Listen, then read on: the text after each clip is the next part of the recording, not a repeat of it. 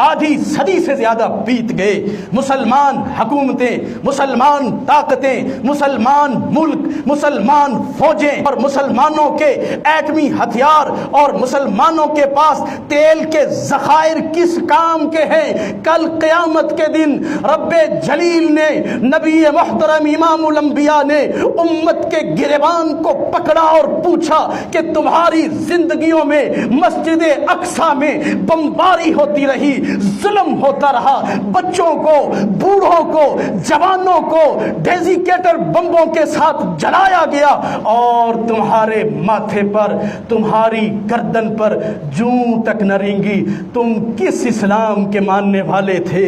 اسلام تو یہ تھا، اسلام تو یہ تھا، اخوت تو یہ تھی۔